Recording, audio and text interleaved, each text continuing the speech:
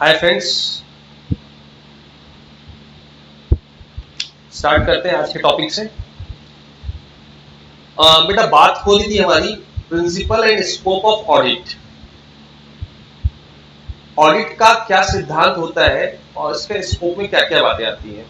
तो सबसे पहले मैं कुछ बात आपसे स्टैंडर्ड ऑफ ऑडिटिंग के तहत करना चाहूंगा, जो जिसका नाम है basic principle governing and audit. क्या मूलभूत सिद्धांत हैं जो एक ऑडिट को गवर्न करते हैं, उसको लेकर कुछ बातें लिखी गई हैं और उन बातों को ऑडिटर को, उन प्रिंसिपल्स को ऑडिटर को अपने प्रोफेशनल रिस्पांसिबिलिटी के लिए हमेशा ध्यान में रखना चाहिए। देखिए, the basic principle which govern the auditor's professional responsibility and which should be complied with whenever audit is carried out। जब भी आप कोई ऑडिट करने जाए तो इन बातों को अपनी प्रोफेशनल रिस्पांसिबिलिटी के तहत मानकर चलिए और इन बातों को यथासंभव जितना बेटरमेंट के साथ आप कर सकते हैं इसको कंप्लाइड कीजिए जब भी आप ऑडिट करें। तो मतलब ये वो सिद्धांत है जो ऑडिट को गाइड करते हैं, या ऑडिट के वो principle governing and audit basic principles हैं जो एक ऑडिट को गवर्न करते हैं। गवर्न का मतलब बेटा आप समझ पा रहे होंगे कि भाई उसको जब भी आप कहीं पे ऑडिट करने जाइए अपनी प्रोफेशनल रिस्पांसिबिलिटी मानिए।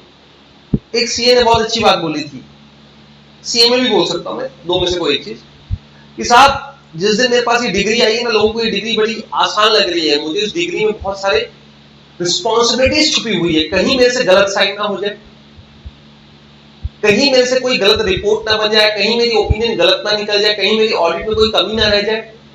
That is the professional responsibilities. ये हर उस दिन आपके ऊपर एज्यूम हो जाती है जैसे ही आप किसी रिपोर्ट को साइन करने वाले हैं या कहीं की ऑडिट अंडरटेक करने वाले हैं।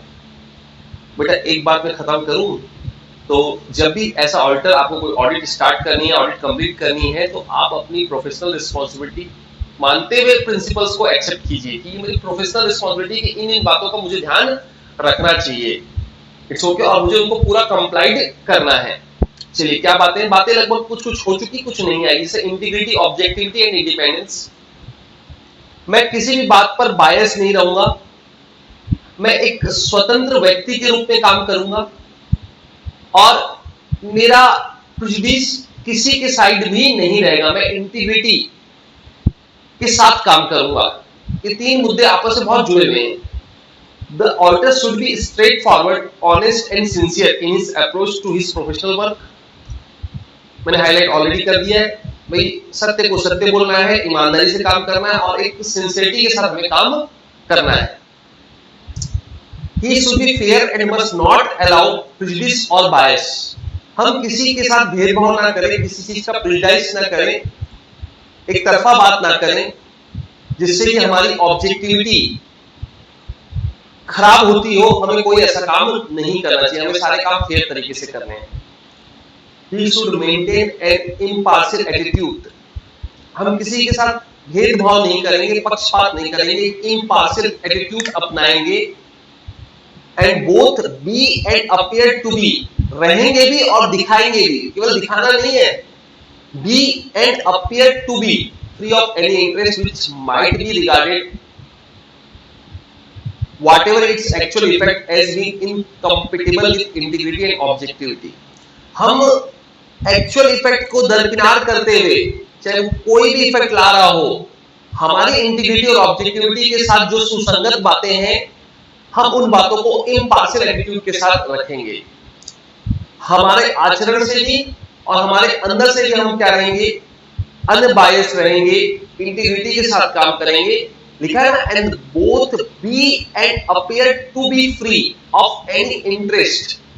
फ्री ऑफ एनी इंटरेस्ट का मतलब आप समझते हैं, मुझे किसी प्रकार का इंटरेस्ट वहां पे उस ऑर्गेनाइजेशन में नहीं होना चाहिए। यदि होगा तो मैं ऑडिट अच्छे से नहीं कर पाऊंगा। जैसे मैंने आपको बताया था, आप अपने पेरेंट्स की ऑडिट करने जाइए बेटा, अपने पेरेंट्स की ऑडिट करने जाइए और पेरेंट्स के ऊपर आप एक लाइन लिखिए कि यहाँ पे बुक्स प्रॉपर मेंटेन नहीं है, तो पेरेंट्स आपको क्या बोलेंगे, इसी दिन के लिए मैंने तुझे सीए बनाया था, इसी दिन के लिए मैंने तुझे सीए बनाया था, तू मेरी ऑडिट कर और मेरे बारे में लिख दे। क्योंकि वहां पर आपका एक इंटरेस्ट डायरेक्ट इनडायरेक्ट जुड़ा हुआ है, तो आप वहां पर कोई नेगेटिव कमेंट नहीं लिख सकते। इसीलिए हमारा ऑडिट का कुछ स्टैंडर्ड बना हुआ है कि आप जहां पर आपका इंटरेस्ट जुड़ा हुआ है, आप वहां पर ऑडिट एक्सेप्ट ही नहीं कर सकते। It's okay. इसके बारे में और लंबी बात करने वाले आने वाले सेशंस में। ये बातें अपनी हो चुकी थी। बेसिक की क्लास में उसमें और डिटेल मैंने समझाया, आप वहां से उठा सकते हैं। अब सेकंड मुद्दा नया है जो मैं यहाँ पे समझाना चाहूँ, कॉन्फिडेंशियलिटी। बेटा कॉन्फिडेंशियलिटी इतनी इंपॉर्टेंट है, यदि मैं रियल लाइफ में भी बोलूं कि यदि आप कॉन्फिडेंशियलिटी मेंटेन नहीं करेंगे तो लोग आप पर विश्वास नहीं करेंगे। और आपको पता है आप एक प्रोफेशनल और आपके ऊपर लोगों का विश्वास टिका हुआ है। जब हम क्लाइंट के यहाँ ऑडिट करने जाते हैं, आपको पता है हम जो चाहे पूछें, जो भी हमको रिलेवेंट लगता है हम उनसे पूछते हैं, वो हमको सारी बातें बताते हैं। इट्स ओके और नॉट। एक कहावत भी है कि डॉक्टर और कंसल्टेंट से कुछ भी छुपाना नहीं चाहिए, क्योंकि छुपाएंगे तो हम उनको प्रॉपर एडवाइस नहीं दे पाएंगे, प्रॉपर ऑडिट नहीं कर पाएंगे। तो मोस्टली हमेशा मैंने देखा है कि हर क्लाइंट हर संभव बात जो हमें जानकारी के लिए रिक्वायर्ड रहती है ऑडिट के लिए, वो हमें बताता है। अब बेटा इस बात को ध्यान से सुनना, हमारे पास क्लाइंट की कॉन्फिडेंशियल इंफॉर्मेशन यहाँ स्टोर होगी, ठीक है। अब उसी का कोई राइवल्स, कंपटीटर्स हमारे पास आता है। आपको पता है ना राइवल्स और कंपटीटर में फर्क?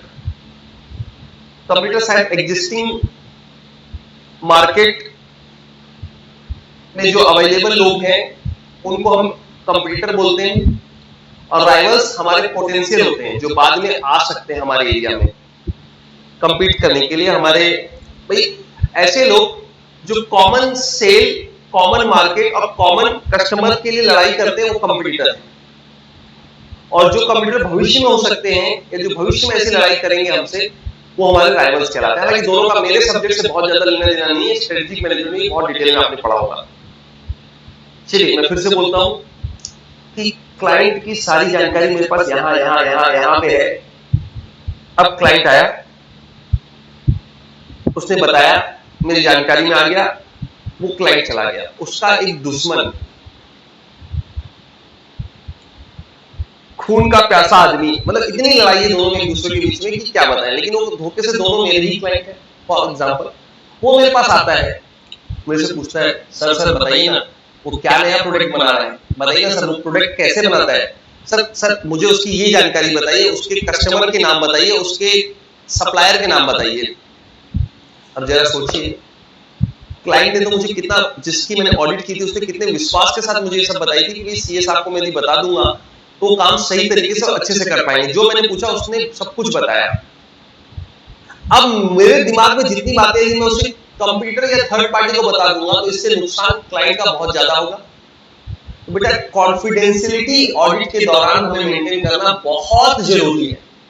आपको पता है एक बहुत अच्छी लाइन बोलता हूँ, जब भी कोई क्लाइंट हमारे आता है हम उसको बोलते हैं तू अपने बारे में जो पूछना है वो मेरे से पूछ लेगी। तेरी बैलेंस शीट में क्या है, तेरी एसेट्स में क्या है, तेरी लायबिलिटी में क्या है, तेरे कस्टमर कौन है, तेरे डेटर कौन है, जो तेरी बुक्स में दिख रहा है हम सब बताएंगे तुझे। लेकिन तू अपने के अलावा किसी और के बारे में मुझसे पूछना चाहता है तो मैं तुझे नहीं जानता। ये बात बहुत गंभीरता से सुनना। मिस्टर रामलाल मेरे आते हैं और उनके भाई श्यामलाल है, दोनों अलग अलग है। रामलाल बोलते हैं कि मुझे मेरी जानकारी तो मैंने उनकी पूरी दे दी, वो बोलते हैं मुझे श्यामलाल की भी जानकारी तो मैंने बोल दिया मैं आपको नहीं जानता, मैं श्यामलाल की कोई जानकारी आपको नहीं दे सकता। 1-to-1 कम्युनिकेशन होना चाहिए, ये मैंने प्रैक्टिकल एस्पेक्ट्स रखा, ठीक है। अब जो आपका स्टैंडर्ड ऑडिटिंग क्या बोलता है बेटा कॉन्फिडेंशियलिटी को लेकर, the auditor should respect the confidentiality of information acquired in the course of his work. हमें बहुत आदर के साथ कॉन्फिडेंशियलिटी रखनी है जो भी इंफॉर्मेशन हमने अपने वर्क के दौरान गैदर की। B point, he should not disclose any such information to third party। हम किसी तीसरे व्यक्ति को वो इंफॉर्मेशन डिस्क्लोज नहीं करेंगे, जो मैंने बताया ना श्यामलाल वगैरह वगैरह, कोई भी नाम आप रख लीजिए, जब तक कि विदाउट स्पेसिफिक अथॉरिटी, हमारे पास कोई ऐसी अथॉरिटी क्लाइंट ने नहीं दे रखी है, क्लाइंट ने बोल रखा कि ये बात यदि कोई पूछे तो आप जरूर बता देना, मैं लिख के दे रहा हूं आपको, तो फिर हमें कोई दिक्कत नहीं है। जब तक वो हमें अथॉरिटी नहीं देता तब हम नहीं बताएंगे, unless there is a legal or professional duty to disclose. अब बेटा ये बड़ा पेचीदा पॉइंट है, unless there is a legal or professional duty to disclose. यदि कोई legal or professional duty disclose करने की आती है तो आपको उस समय डिस्क्लोज करना पड़ेगा, ठीक है ना भाई साहब।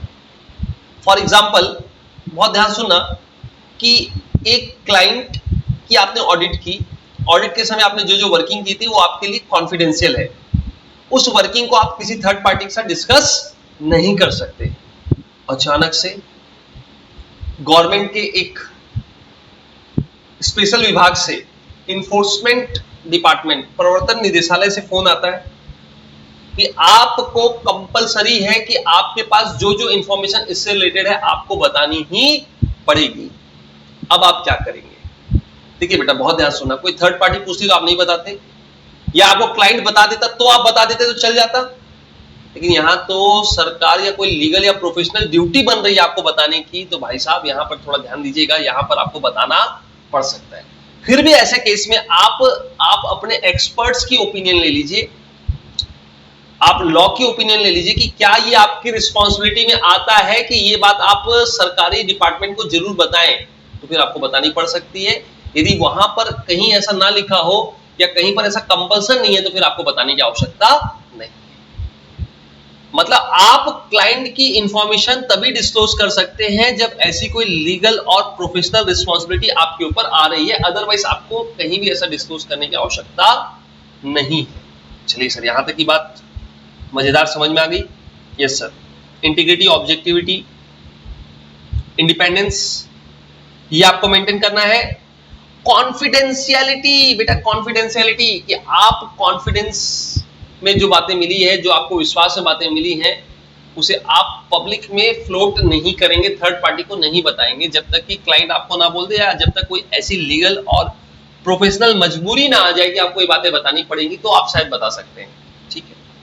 अब बेटा, third basic principle governing and audit में क्या लिखा गया? स्किल्स एंड कॉम्पिटेंस, योग्यता और निपुणता। इसके बारे में 2 पॉइंट बहुत अच्छे से लिखे गए हैं। The audit should be perform, the audit should be perform and the report prepared with due professional care. एक प्रोफेशनल व्यू के साथ प्रोफेशनल जो केयर रखनी चाहिए थी, उन बातों को ध्यान में रखकर ऑडिट आपको करनी है और उसकी रिपोर्ट बनानी है। The person who have educate training experience and competence, 3 बातें एक साथ लिखी हुई है। जिसको पर्याप्त ट्रेनिंग मिली हो, पर्याप्त एक्सपीरियंस हो और पर्याप्त निपुणता हो, उसमें वो काम करने की क्षमता होनी चाहिए, competence. The audit should be performed and report prepared with due professional care by person who have educate training. बेटा यहां पर ध्यान से सुनना, जिसके पास ट्रेनिंग हो, जिसने काम किया हो, एक्सपीरियंस आया हो ट्रेनिंग के दौरान, और जो इस काम को करने में सक्षम है, कॉम्पिटेंट है, उन्हीं के द्वारा ऑडिट करनी चाहिए, वो भी प्रोफेशनल केयर के साथ। ठीक है। B point, the requisite qualities can be acquired through a combination of. जो ये क्वालिटीज हैं, ये आप कैसे ले सकते हैं एज ऑडिटर? जनरल एजुकेशन जो आप करके ही आते हैं, सीए करने से पहले या सीएमए करने से पहले आप जो जनरल एजुकेशन करते हैं, तो उससे भी कुछ चीजें आपको मिलती है, जिससे आपको एक्सपीरियंस मिल जाता है, कॉम्पिटेंस मिलती है। Technical knowledge obtained through study and formal courses conducted by qualifying examination recognised for this purpose. जैसे सीए का एग्जामिनेशन, सीएमए का एग्जामिनेशन, उससे आपको टेक्निकल नॉलेज मिल जाएगा। बेटा जनरल नॉलेज स्कूल से, टेक्निकल नॉलेज आपको इंस्टीट्यूट से, लेकिन साहब प्रैक्टिकल एक्सपीरियंस बहुत जरूरी है। Practical experience under proper supervision, जो आप आर्टिकलशिप में ट्रेनिंग में सीखते हैं, इंटर्नशिप भी बोलते हैं आप, अप्रेंटाइज बनकर जहां पर आप जाते हैं जिस ऑर्गेनाइजेशन में, वहां पर आप जो अपने सीनियर के अंडर में काम, सुपरविजन में जो काम करते हैं, वो प्रैक्टिकल एक्सपीरियंस आता है वहां से। एंड कंटिन्यूइंग अवेयरनेस, इसके अलावा बहुत इंपॉर्टेंट क्या बेटा? Continuous awareness of developments, relevant regulations and statutory requirements. आपको लगातार सतत अवेयर रहना है। एक कहावत तो सुनी है, सीए बनने के बाद भी आपको पढ़ना तो पड़ेगा। सीए के पहले इसलिए, या सीएमए के पहले आपको इसलिए पढ़ना पड़ता है ताकि आपको डिग्री मिले, और डिग्री मिलने के बाद आपको इसलिए पढ़ना पड़ता है ताकि आप उस सब्जेक्ट्स पर एक्सपर्ट बने रहे, उस सब्जेक्ट की आपको जानकारी बनी रहे। रिलेवेंट रेगुलेशंस की, स्टैट्यूटरी अपडेट्स की, स्टैट्यूटरी रिक्वायरमेंट्स की आपको कंटीन्यूअस अवेयरनेस बनी रहे, इसके लिए आपको आफ्टर डिग्री भी पढ़ना पड़ता है तभी तो आप अच्छे ऑडिटर बन सकते हैं। ये स्किल और कॉम्पिटेंस को लेकर पॉइंट आ गया कि ऑडिटर जब भी कोई ऑडिट करने जाए, रिपोर्ट बनाने जाए, तो उसे प्रोफेशनल केयर के साथ बनानी है और वो व्यक्ति बनाए जिसके पास एडुकेट पर्याप्त मात्रा में ट्रेनिंग हो, एक्सपीरियंस हो और कॉम्पिटेंस हो। अब ये बातें आती कहां से? जनरल एजुकेशन से, टेक्निकल नॉलेज से, प्रैक्टिकल एक्सपीरियंस से और regular continuing awareness on current updates like relevant regulation, statutory requirements के अपडेट्स। ठीक है भैया, ये भी हमारे में एक प्रिंसिपल बना हुआ है कि हमको स्किल एंड कॉम्पिटेंस के साथ ऑडिट करनी है। चौथा पॉइंट,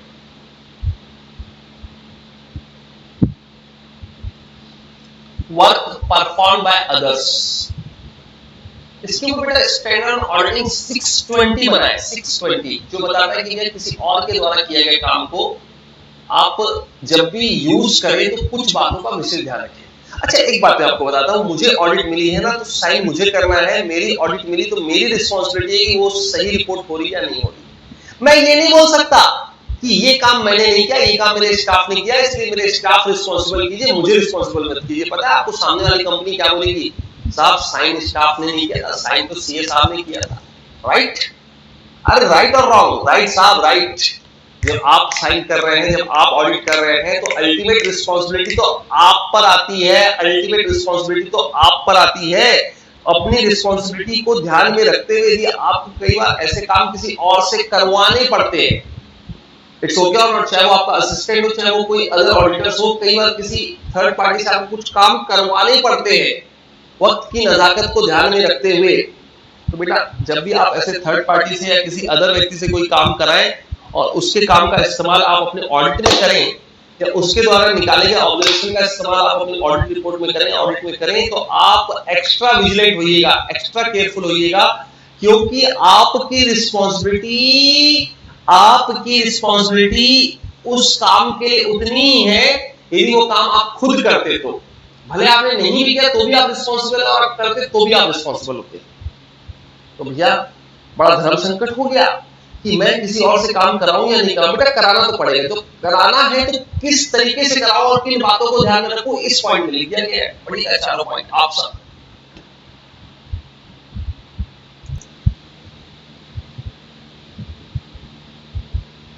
हाँ बेटा, वर्क परफॉर्म बाय अदर्स को लेकर क्या आपका बेसिक प्रिंसिपल जो ऑडिट को गवर्न करता है क्या बोलता है? ऑडिटर काम दे सकता है अपने असिस्टेंट को और किसी अदर ऑडिटर्स को और एक्सपर्ट को, कोई दिक्कत नहीं, कुछ काम डेलीगेट कर सकता है अपने असिस्टेंट को, कुछ और अदर ऑडिटर्स को और कुछ मामलों में वो एक्सपर्ट्स को। However he will be continue to be responsible, however यद्यपि वो रिस्पॉन्सिबल होगा, वही ऑडिटर जिसको अपॉइंट किया गया वो रिस्पॉन्सिबल होगा for forming and expressing his opinion on the financial information. वो ऑडिटर जिसको ऑडिटर के रूप में अपॉइंट किया गया था वो रिस्पॉन्सिबल होगा ओपिनियन को अपनी रिपोर्ट के फॉर्म में देने के लिए, इनके ऊपर फाइनेंशियल स्टेटमेंट्स के ऊपर या इंफॉर्मेशन के ऊपर। The auditor is entitled to rely on the work performed by the others, provided, word important है, provided word बहुत important है। The auditor is entitled to rely on work performed by others, किसी और के द्वारा जो काम किया गया है उस काम पर विश्वास करने का हक है उसे, लेकिन क्या बात को ध्यान में सावधानी ये देखनी है कि he exercise educate skill and care। जिस व्यक्ति को काम दिया गया है वो एडुकेट, स्किल और केयर के साथ काम कर रहा है या बस ऐसे ही दे दिया काम तो निपटा के ला दे रहा है, कुछ नहीं कर रहा है, अंदाज से काम कर रहा है, सही तरीके से नहीं कर रहा है, तो आप उसका काम पर रिलाय नहीं कर सकते। हाँ, उसने भी स्किल और केयर से काम किया है तो आप उसके ऊपर रिलाय कर सकते हैं। चलिए बहुत अच्छी बात। अब और आगे बढ़ते, और साथ में आपके पास कोई ऐसा रीजन ना हो जिससे आपको ये विश्वास हो कि उसका काम भरोसे के लायक नहीं है। यदि आपको ऐसा लगता है कि उसका काम भरोसे के लायक नहीं है, ऐसा कोई रीजन आपको दिख जाता है, तो आप उसके काम पर विश्वास नहीं कर सकते। मतलब आपको स्किल एंड केयर के साथ उसका काम होते हुए देखना है और आपके पास कोई ऐसी जानकारी नहीं होनी चाहिए कि सामने वाले का काम भरोसे के लायक नहीं है, फिर आप उसके काम पे भरोसा नहीं कर सकते। The auditor should केयरफुल्ली, ये थर्ड पॉइंट बहुत इंपॉर्टेंट है बेटा, जिसको आपने काम दिया है आप उसके काम को डायरेक्ट करोगे, तू ऐसा कर, तू ऐसा कर, उसके काम को सुपरवाइज करोगे, तूने क्या किया, कैसा किया, रिव्यू करोगे, और कैसा चल रहा है बता भाई, कोई दिक्कत तो नहीं आ रही है। डायरेक्ट, सुपरवाइज और रिव्यू, तीन वर्ड बहुत इंपॉर्टेंट है दोस्तों। डायरेक्ट करोगे, सुपरवाइज करोगे और रिव्यू करोगे। Work delegated to the assistant, जो काम आपने अपने द्वारा किसी को डेलीगेट किया है तो उसके द्वारा काम को सही तरीके से सुचारू रूप से करने के लिए उसे काम को डायरेक्ट करोगे, सुपरवाइज करोगे और सुपरवाइज के अलावा उसको रिव्यू करोगे। समय समय पर आप ये देखते रहोगे कि वो काम ठीक से कर रहा है या नहीं।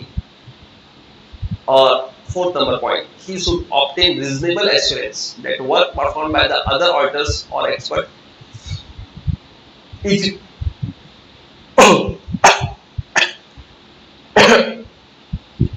is adequate for his purpose।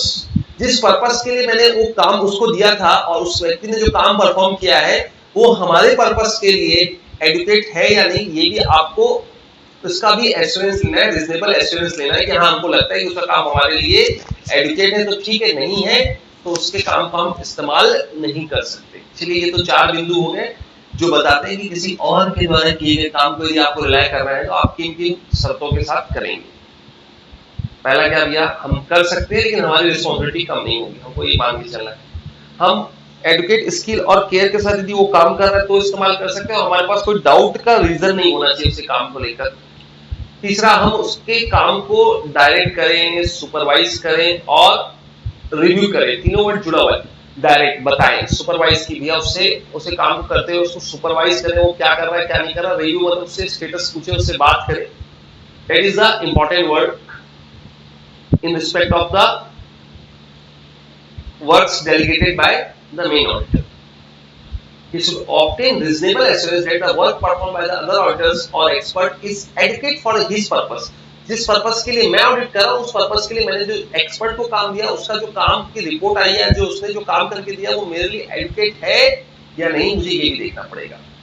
Fifth number point, documentation. The auditor should document matters which are important in providing evidence that the audit was carried out in accordance with the basic principle।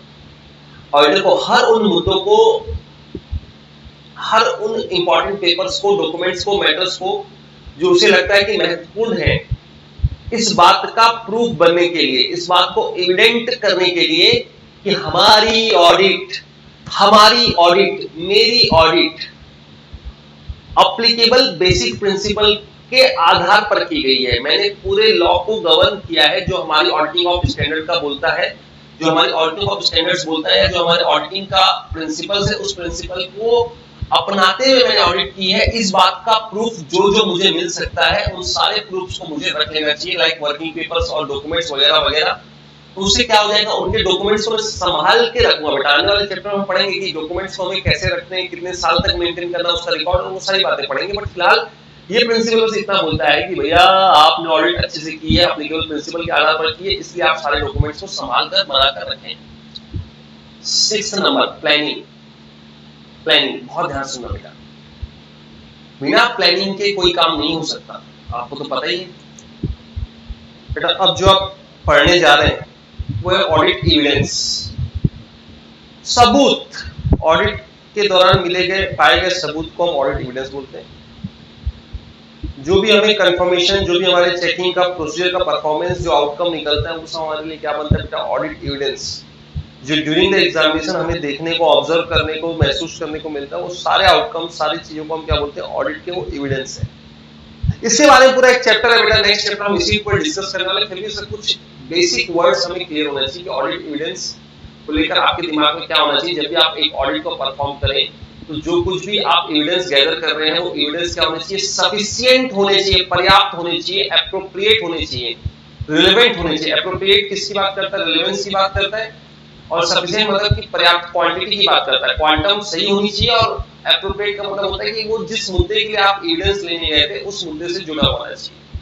जैसे आप stock audit करने जा रहे हैं तो आप stock के जो भी कलेक्शंस लेंगे, स्टॉक के जो काउंटिंग लेंगे, वो सब क्या है बेटा, ऑडिट एविडेंस बनेगा। इट्स ओके और नॉट। और वो एविडेंस आपका उतना होना चाहिए ताकि आप स्टॉक ऑडिट रिपोर्ट को साइन कर सको, जो उसमें लिखा गया क्वांटिटी, उस क्वांटिटी को आपने गिन लिया है तो आपकी गिनती क्या कहलाएगी, audit evidence. should be obtained by performance of compliance and substantive procedure. Compliance procedure और सब्सटेंटिव प्रोसीजर, ये दोनों सी और डी नंबर पॉइंट में हम डिस्कस करेंगे और आने वाले चैप्टर में खूब डिटेल में डिस्कस करेंगे। Audit evidence enable the auditor to draw a reasonable conclusion therefrom, on which he has to base his opinion on the financial statement.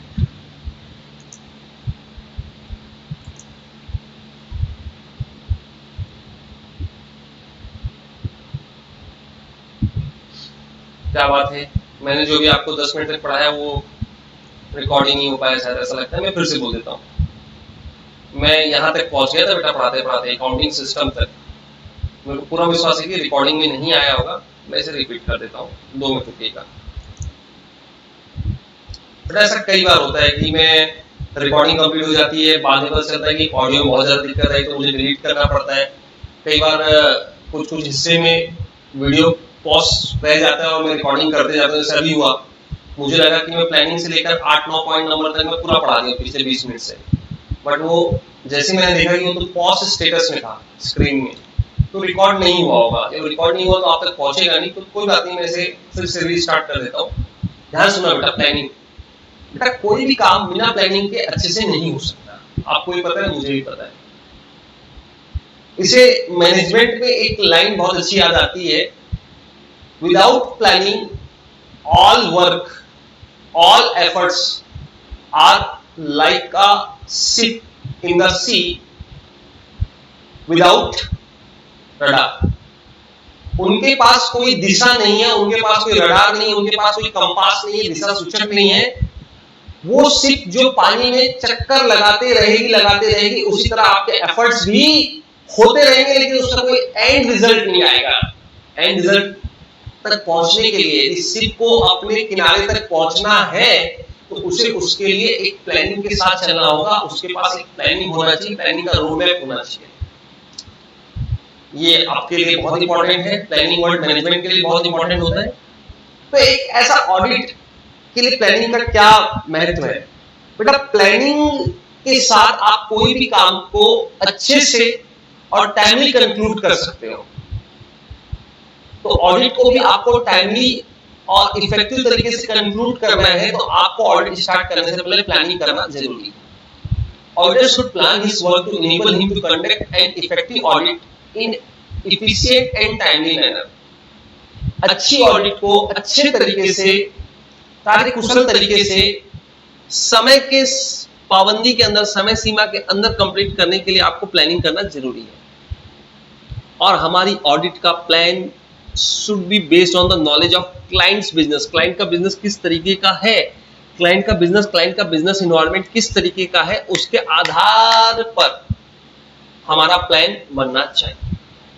पता चला हमारी प्लानिंग थी कि एक एक चीज के खातों को हम फिजिकली चेक करेंगे, मैन्युअली चेक करेंगे और ग्रीन पेन से टिक लगाएंगे। जैसे आप ऑडिट करने गए तो आपको पता चला कि क्लाइंट का जो बिजनेस है उसके अंदर जो अकाउंटिंग है वो सॉफ्ट कॉपी फॉर्म में होती है, कंप्यूटर में होती है। अब हमारा एक स्टाफ ये ग्रीन पेन लेकर चला गया, बोले सर ये ग्रीन पेन है, हाँ है। बोले सर मैं कंप्यूटर में टिक लगाऊंगा। आप समझ रहे हैं, कंप्यूटर में टिक लगाना, ये इस टाइप की प्लानिंग, ये तो खैर मजाक से मैंने बोला, पर जरा सोचो कि यदि आप प्लानिंग जनरल कर गए जबकि वहां पर कुछ ऐसी चीज पाई नहीं गई, तो आपकी प्लानिंग वेस्ट हो जाएगी। प्लानिंग हमेशा केस टू केस बेसिस होनी चाहिए, क्लाइंट के नेचर ऑफ बिजनेस को ध्यान में रखते हुए आपको प्लान बनाना चाहिए। इट्स ओके, चलिए सर यहां तक की बात समझ में आ रही है। They should be further develop and revised as necessary during the course of audit. Planning को आपको समय समय पर डेवलप करना होगा और वक्त जरूरत के आधार पर रिवाइज भी करना पड़ेगा जहां जहां जरूरत पड़े during the course of audit.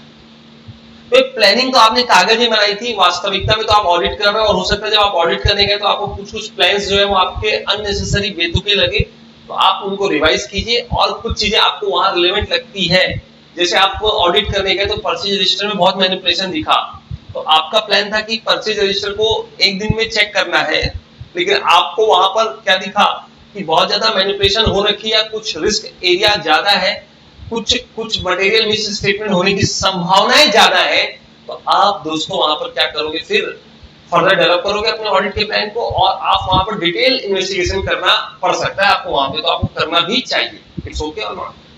तो इसको आप समय समय पर डेवलप कीजिए, वापस उसको रिवाइज कीजिए, रिव्यू कीजिए। ठीक है सर, यहां तक की बात समझ में आ गई। C number point, plan should be made to cover among other things the following. आपका जो प्लान है वो बाकी बातों को तो कवर करे, उसके अलावा प्लान में क्या क्या बातें कवर होना जरूरी है। Acquiring knowledge of the clients accounting system, policies and internal control procedures.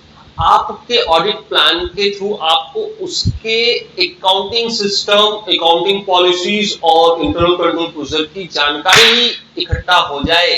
आपका ऑडिट प्लान इस तरीके से होना चाहिए, क्योंकि ये internal control procedures, accounting system इतने इंपॉर्टेंट है। यदि आपको इसकी जानकारी मिलेगी तभी आप ये रिलाय कर पाएंगे, ये एस्टेब्लिश कर पाएंगे कि आपको कितना भरोसा करना है, किस लेवल, किस डिग्री का भरोसा करना है उन इंफॉर्मेशन पर जो इंटरनल कंट्रोल के द्वारा प्रोड्यूस की जाती है, जो मैनेजमेंट के द्वारा लगाए गए इंटरनल कंट्रोल के द्वारा जो रिपोर्ट्स जनरेट हो रही है, उन रिपोर्ट्स पर आपको कितना रिलाय करना है, ये बहुत महत्वपूर्ण हो जाता है। और ये डिसाइड होता है आपके knowledge of clients, accounting system and internal control procedures पर। कि वो इंटरनल कंट्रोल, देखिए सीधी सी बात है, इंटरनल कंट्रोल अच्छे हैं तो आपका रिलायंस भी अच्छा रहेगा। तो इंटरनल कंट्रोल एकदम कबाड़ है, एकदम बेकार है, आपका रिलायंस भी एकदम कम हो जाएगा। Determining and programming the nature, timing and extent of the audit procedure to be perform. आपको पता है इन सब चीजों से जो आपने नॉलेज ऑफ बिजनेस लिया, जो आपने रिलायंस निकाला, उसके आधार पर ही आपका ये प्रोग्राम और डिटरमाइन होता है कि आपको कितने नेचर से, कितने समय में और कितने एक्सटेंट तक की ऑडिट प्रोसीजर्स परफॉर्म करने हैं। फिर से सुनिएगा, ये सारी बातें जो आपने ऊपर पढ़ी ये मदद करती हैं क्लाइंट का बिजनेस का नॉलेज, क्लाइंट की अकाउंटिंग पॉलिसी, इंटरनल कंट्रोल का नॉलेज, उनके ऊपर रिलायंस की क्लैरिटी आपको ये डिसाइड करने में मदद करती है। Determining and programming the nature, time and extent, highlight the word nature, time and extent. हमको किस हद तक ऑडिट करनी है, या ये तो हमको ऑडिट तो पूरी करनी है, इसमें कोई डाउट नहीं, बेटा इसको ऐसा समझो, ये डिटरमाइन करती है कि आपको किस हद तक के और कौन कौन से ऑडिट प्रोसीजर को परफॉर्म करना है। Nature, time and extent of the audit procedure to be perform. आप कौन कौन से ऑडिट प्रोसीजर परफॉर्म करोगे, कौन कौन से ऑडिट प्रोसीजर परफॉर्म करोगे, कौन से ऑडिट प्रोसीजर किस समय परफॉर्म करोगे और किस हद तक का परफॉर्म करोगे, ये प्लानिंग आपकी बन जाती है उन दो बातों को ध्यान में रखते हुए, knowledge of the clients accounting system और उसके ऊपर आपका कितना रिलायंस है। इन दो तथ्यों के आधार पर आपका ये कंक्लूजन निकल जाता है। और प्लानिंग के अंदर आपको सारे वर्क को कोऑर्डिनेट करना पड़ता है कि ये काम रामलाल करेगा, ये काम श्यामलाल करेगा, ये काम मोहनलाल करेगा, और रामलाल, श्यामलाल, मोहनलाल अपनी तीनों की फाइंडिंग्स को हमें कोऑर्डिनेट के साथ रिपोर्ट करेंगे ताकि काम भी हो और काम में कोऑर्डिनेशन भी बना। ठीक है बेटा, यहां तक की बात समझ में आ रही? Yes sir.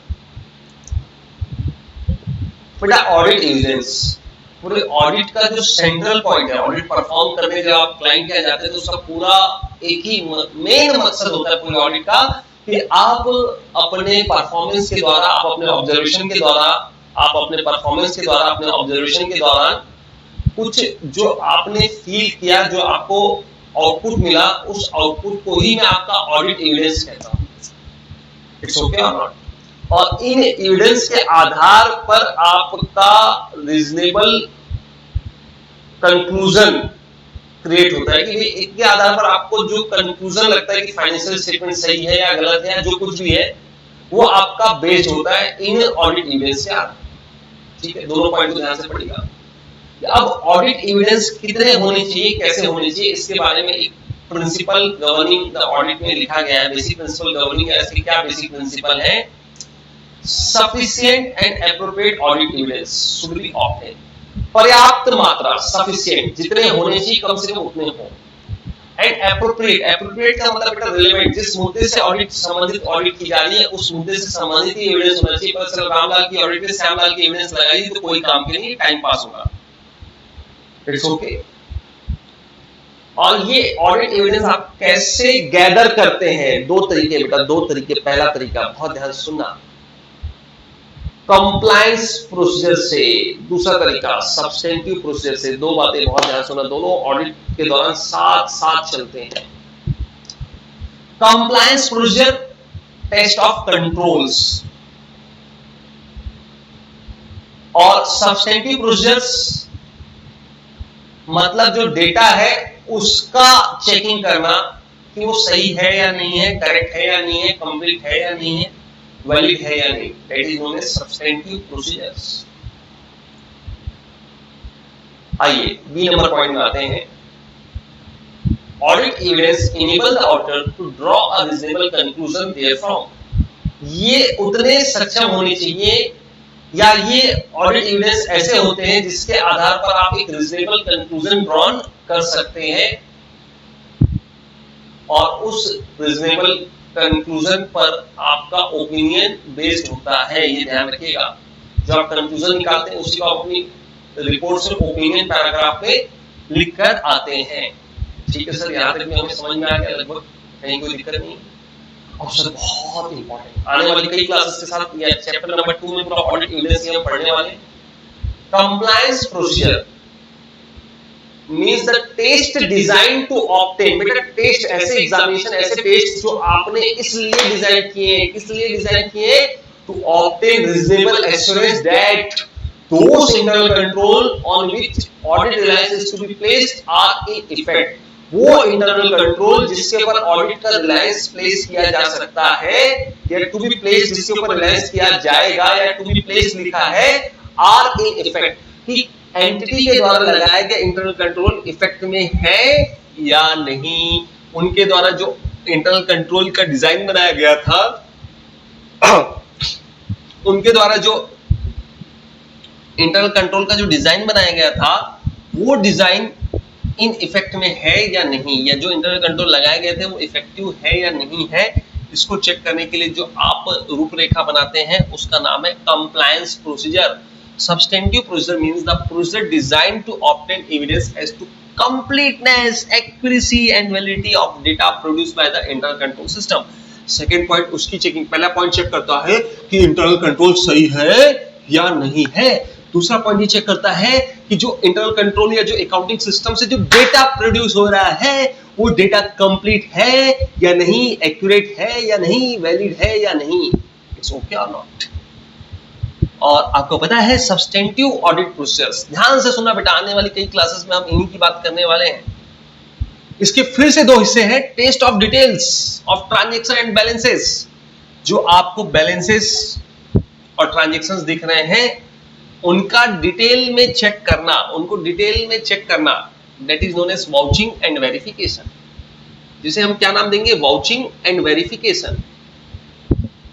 It's okay. Vouching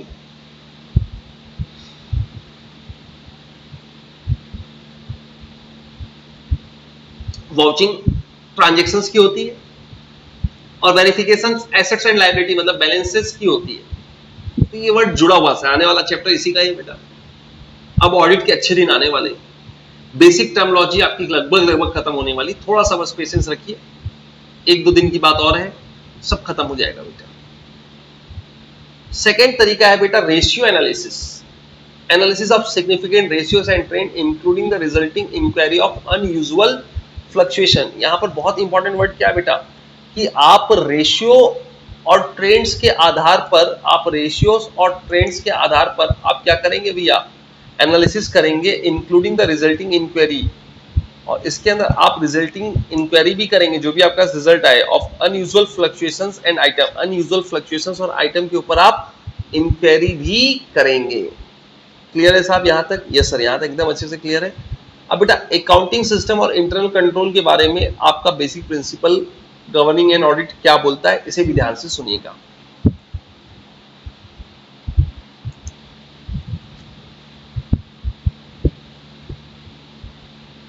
बेटा accounting system and internal control को लेकर आपका बेसिक प्रिंसिपल क्या बोलता है, ये ध्यान सुनना। Internal control contributes the audit assurance that the accounting system, एक ऑडिट के लिए ये एश्योरेंस देता है कि अकाउंटिंग सिस्टम इज एडुकेट, जो अकाउंटिंग सिस्टम है वो एडुकेट है, पर्याप्त है, and that all accounting information has been duly recorded. यदि आपका इंटरनल कंट्रोल यदि सही ढंग से काम कर रहा है तो उसका क्या कंट्रीब्यूशन निकलेगा ऑडिट को लेकर, ये ध्यान से सुनिएगा। Internal control contribute to the audits या to the audit assurance that, क्या एश्योरेंस देता है? Assurance that the accounting system is adequate and all the transaction information has been duly recorded। आपके जो भी इंफॉर्मेशन है, all the accounting information has been duly recorded, आपकी जो भी अकाउंटिंग इंफॉर्मेशन है उसको ड्यूली रिकॉर्ड किया जा रहा है, ये इंटरनल कंट्रोल से आपको पता चलता है। The auditor should gain an understanding of the accounting system and related internal control। आप ध्यान में रखिए, जब भी आप कहीं ऑडिट करने जाइए तो आप अकाउंटिंग सिस्टम और वहां के रिलेटेड इंटरनल कंट्रोल के बारे में जानकारी इकट्ठा कर लीजिए, ठीक है। He should study and evaluate the operation of those internal control upon which he wishes to rely। जिन इंटरनल कंट्रोल के ऊपर ऑडिटर रिलाई करना चाहता है उसे उन इंटरनल कंट्रोल्स के ऊपर स्टडी करना चाहिए और उनका ऑपरेशन को इवेल्युएट करना चाहिए। जिन इंटरनल कंट्रोल के ऊपर वो रिलाई करना चाहता है, in determining the nature, time and extent of the other audit procedures. जिन इंटरनल कंट्रोल के ऊपर रिलाई करके वो ये डिसाइड करता है कि मुझे कौन से ऑडिट प्रोसीजर कितने समय में और कब कब लगाना है। नेचर, टाइम एंड एक्सटेंट, हमेशा ये तीन वर्ड एक साथ आएगा बेटा, याद कर लो दिमाग में। Nature, time and extent of other audit procedures, जिन बिंदुओं के आधार पर डिटरमाइन होते हैं उन बिंदुओं को उसे खुद से ही should study and evaluate the operation of those internal controls upon which he wishes to rely. जिसके ऊपर आप रिलाई करना चाहते हैं उनके बारे में आप पूरी इवैल्यूएशन करें, उनके ऑपरेशन को चेक करें, ठीक है। 9th नंबर पॉइंट बेटा सब खत्म हो गया, ऑडिट कंप्लीट हो गई। अब क्या दोगे आप? अपना कंक्लूजन दोगे और उस कंक्लूजन को रिपोर्ट में बना के दोगे। Yes sir. बेटा लास्ट प्रिंसिपल क्या बोलता है? Audit conclusion and reporting. देखिए ऑडिटर ने जो ऑडिट की उसके दौरान उसने जो ऑडिट एविडेंस इकट्ठा किए थे, ऑब्टेन किए थे, वो बहुत महत्वपूर्ण भूमिका निभाते हैं ऑडिटर्स के कंक्लूजन को ड्रॉ करने के लिए। और ऑडिटर को अपना कंक्लूजन ड्रॉ करने से पहले उन ऑडिट एविडेंस का रिव्यू करना चाहिए, उनका पूरा असेसमेंट करना चाहिए और उसके आधार पर अपना एक कंक्लूजन ड्रॉ करना चाहिए। मतलब conclusion that is the mind of state, या मैं और अच्छे से बोलूं कि आपके मनोदशा या आपके मन में जो विचार हैं उनको हम क्या बोल सकते हैं बेटा? आपका कंक्लूजन इन फाइनेंशियल स्टेटमेंट को लेकर। और फिर उसके बाद आपको क्या करना पड़ता है? The auditor should express his opinion on the financial information based on his knowledge of the business and the conclusion drawn above. उस बिजनेस के संबंधित नॉलेज के आधार पर एंड जो आपने ऑडिट एविडेंस गैदर किए थे उससे जो आपके कंक्लूजन्स बने थे उनके आधार पर अपना एक ओपिनियन एक्सप्रेस करना पड़ता है। The review and assessment involves forming an overall conclusion as to whether, जो ये रिव्यू और असेसमेंट वर्ड मैंने बोला ना ऑडिट एविडेंस का, इसका मकसद है कि forming an overall conclusion as to whether the financial statement has been prepared using acceptable accounting principle। जो भी acceptable accounting principles है उनको ध्यान में रखकर accounting principle, acceptable accounting policies हैं उनको आपने ध्यान में रखकर बनाया है नहीं बनाया है, और which have been consistently applied. कि भैया जो फाइनेंशियल स्टेटमेंट बनाए गए हैं जो फाइनेंशियल इंफॉर्मेशन आपको दी जा रही है, जिसकी आपने ऑडिट की है, उसके ऊपर आप अपना ओवरऑल कंक्लूजन निकालते हैं कि भैया ये एक्सेप्टेबल अकाउंटिंग पॉलिसीज के तहत बनाई गई है, जो कि कंसिस्टेंटली फॉलो हो रही है या नहीं। The financial information complies with the relevant regulation and statutory requirements. आपकी जो फाइनेंशियल इंफॉर्मेशन है वो रिलेवेंट स्टैट्यूटरी रिक्वायरमेंट्स और रेगुलेशंस को कंप्लाई कर रही है। इसका आप एक ओवरऑल कंक्लूजन निकालते हैं। ओके, हाँ या ना? Yes sir. यहां तक की बात समझ में आ गई?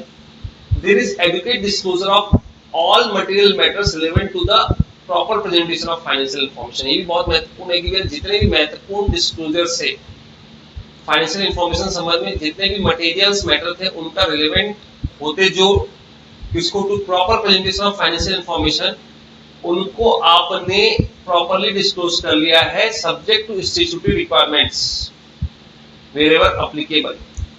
किस बात को छोड़कर, जहां स्टैट्यूटरी कोई रिक्वायरमेंट से डिस्क्लोजर देना है या नहीं देना है, स्टैट्यूट के द्वारा बताया गया, तो वहां पर आप दिमाग नहीं लगाएंगे। अदरवाइज आपने जो भी बातें थी जो फाइनेंशियल स्टेटमेंट्स का या फाइनेंशियल इंफॉर्मेशन का बेटर प्रेजेंटेशन को अफेक्ट कर सकती थी, उन सारे मटेरियल्स मैटर को आपने सही जगह पर सही समय पर प्रॉपर्ली सही शब्दों के साथ डिस्क्लोज कर दिया है। The audit report should contain a clear written expression of opinion on the financial information. Audit report में आपको पता है क्या होता है? एक written expression होता है आपके द्वारा बनाए गए ओपिनियन के बारे में on the basis of audit conducted by the auditor. The report should comply with the legal requirements wherever applicable. जैसे कंपनी ऑडिट करने जा रहे हैं तो कंपनी से एक्ट के बताए गए फॉर्मेट के साथ आपने रिपोर्ट दीजिए। When a qualified adverse or disclaimer, बेटा अनक्वालिफाइड ओपिनियन दे रहे हैं तो कोई दिक्कत नहीं है, कोई डाउट ही नहीं है आपको। जब आप क्वालिफाइड ओपिनियन दे रहे हैं, एडवर्स ओपिनियन दे रहे हैं या डिस्क्लेमर दे रहे हैं या कोई reservation of opinion on any matter is to be made, कोई भी रिजर्वेशन हो रहा है आपके द्वारा, कोई भी मनाही हो रही है, the auditor report should state the reason thereof. आपको उन कारणों, उनके कारणों का जिक्र भी रिपोर्ट में करना है। ये आपका basic principle governing the audit बोलता है। It's okay. फटाफट बताइए कंक्लूजन एंड रिपोर्टिंग समय क्या ध्यान रखना है? तो सबसे पहले जितने भी एविडेंस आपने ऑब्टेन किए उनको क्या कीजिए, आप उनका रिव्यू कीजिए और उनका असेस कीजिए, उनको असेसमेंट कीजिए। Express opinion on the financial information based on the knowledge and conclusion drawn above. ठीक है। थर्ड पॉइंट जो असेसमेंट करेंगे उसमें मुख्यतः क्या इंक्लूड होगा कि भाई जो भी आपने अकाउंट्स बनाए हैं वो एक्सेप्टेड अकाउंटिंग पॉलिसीज के तहत बनाया है या नहीं बनाया है, क्या उनको आप उन पॉलिसीज को आप कंसिस्टेंटली फॉलो करते हो या नहीं करते हो। फाइनेंशियल इंफॉर्मेशन का apply with the relevant law regulations को कंप्लाई करता है या नहीं करता है। There is adequate disclosure of all material matters relevant। आपने सब बातों का पर्याप्त डिस्क्लोजर दिया है या नहीं। इन तीन चीजों के ऊपर आपने जो ऑडिट एविडेंस गैदर किए वो सपोर्ट प्रोवाइड करते हैं और उनके आधार पर आप अपना ओवरऑल कंक्लूजन क्रिएट करते हैं। The report should comply with the legal requirements wherever applicable। यदि आप प्राइवेट लिमिटेड कंपनी बनाते हैं तो आपको कुछ ऑल लीगल मैटर्स पे भी साइन करना रहता है, तो आपका रिपोर्ट का वो भी हिस्सा बनता। ठीक है। Report should comply with the legal requirements wherever applicable. When a qualified opinion, adverse opinion or a disclaimer of opinion, यदि आप ऐसा कुछ दे रहे हैं तो आपको उसका रीजन, या आपने कोई रिजर्वेशन दे रहे हैं तो उसका कोई रीजन भी बताना होगा। बेटा यहाँ तक की बात मैंने आपके साथ जो की है कि basic principle governing and audit है, इनकी हेडिंग्स को ध्यान में रखना। कंटेंट मैंने आपके साथ इतना ज्यादा डिस्कस कर लिया कि आने वाले चैप्टर के कंटेंट्स भी मेरे यहीं पे डिस्कस हो गए, निश्चिंत रहिए। बस ये एक दिन का और समय लगेगा, मतलब एक दो लेक्चर की और जरूरत है, उसका हम सीधे चैप्टर्स की ओर रुख करेंगे। चलिए बेटा, एक वीडियो इतना ही अपलोड हो पाएगा, मैं बहुत जल्द आपको नेक्स्ट वीडियो दिखाऊंगा। Thank you so much.